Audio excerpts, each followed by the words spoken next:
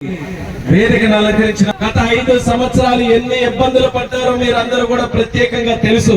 ఆ రోజుల్లో అధికారం లేదు, ఈ రోజు అధికారం ఉంది కాబట్టి బెల్లం చుట్టూ ఈగలు మూగినట్టుగా అందరూ మూగుతారు. కానీ మంచినీళ్ళపేట తాలూకా ప్రాధాన్యత ఏంటంటే అధికారం లేకపోయినా సరే మేము వస్తే ఇంతే అభిమానంతో ఇంతే ప్రాధాన్యతతో చూసినటువంటి గ్రామం మా మంచినీళ్ళపేట గ్రామం అని తెలియజేసుకుంటున్నాను. అధికారంతో వాళ్ళకి పని లేదు, అభిమానం ఎప్పుడు కూడా వాళ్ళ గుండెల్లో ఉంటుంది.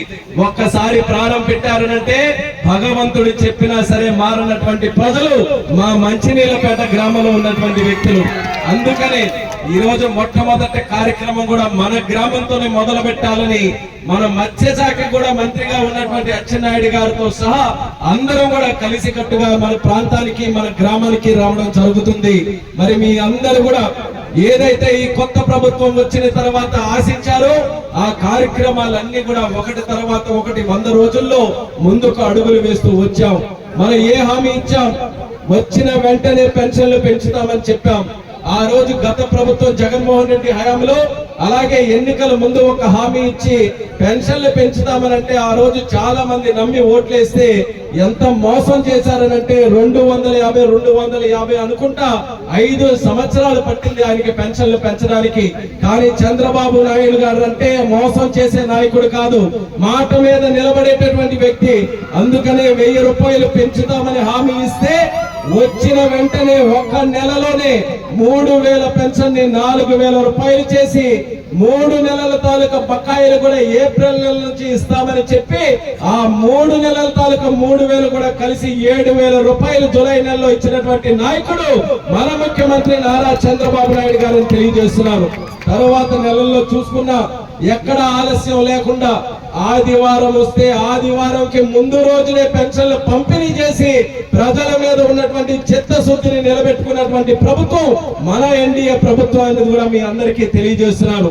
ఆ ఒక్క కార్యక్రమంతోనే ప్రజలకి ప్రభుత్వం ఎంత చక్కగా చూసుకుంటుందనడానికి అదొక పెద్ద ఉదాహరణను కూడా తెలియజేసుకుంటున్నాను. ఆ రోజు చంద్రబాబు నాయుడు గారు మనకు అన్నా క్యాంటీన్లు పెట్టారు. ఎవరి కోసమని పెట్టారు? రామ్మోహన్ నాయుడు కోసమో, అచ్చెన్నాయుడు గారి కోసమో, లేకపోతే కలెక్టర్ల కోసమో, పెద్ద పెద్ద వాళ్ళ కోసమో కాదు.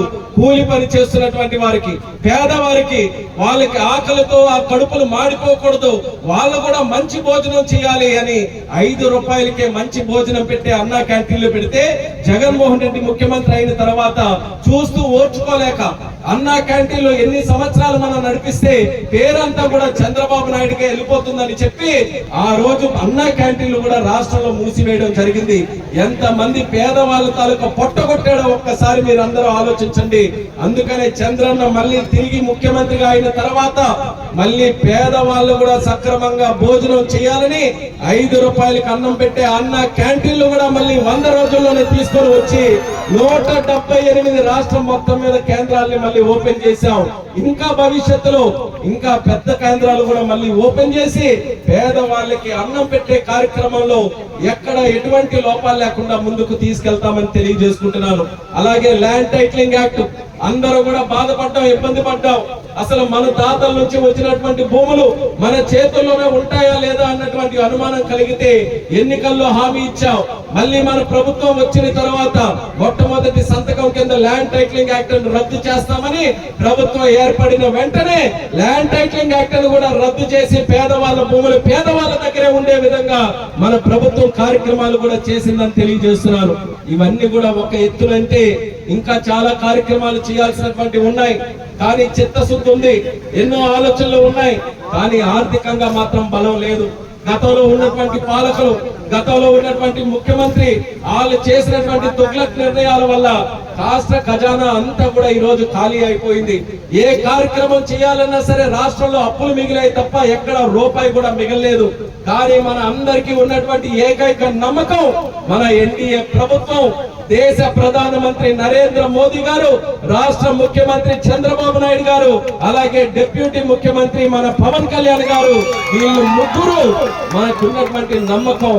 వాళ్ళ ముగ్గురు తాలూకా కలయికతో, వాళ్ళ ముగ్గురు తాలూకా శక్తితో ఈ ఆంధ్రప్రదేశ్ రాష్ట్రాన్ని మళ్ళీ దేశంలోనే అగ్రస్థానంలో నిలబెట్టడానికి అందరం కూడా కట్టుబడి పని చేస్తున్నామని మీ అందరికీ కూడా హామీ ఇస్తున్నాం. అందులోనే భాగంగా మన జిల్లా తాలూకా రూపురేఖలు కూడా మార్చాలని సమిష్టిగా మేమందరం కూడా కృషి చేస్తున్నాం. ఇలాంటి టీం గతంలో ఎప్పుడు కూడా ఏర్పడి ఉండదు. ఒక కేంద్ర మంత్రి ఈ రోజు మన జిల్లాలో ఉన్నారు, ఒక రాష్ట్ర మంత్రి ఉన్నారు, ఒక అద్భుతమైనటువంటి యువ కలెక్టర్ గారు మన జిల్లాకు వచ్చారు. సిక్కోలు శివంగి ఈ రోజు శిరీష్ అక్క గారు పలాసకి ప్రాతినిధ్యం వహిస్తున్నారు.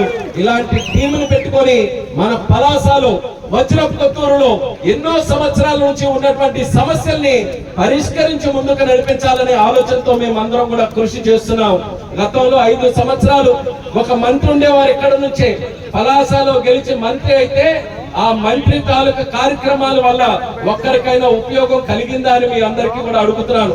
మంత్రి ఉన్నారనంటే దేనికోసం మంత్రి?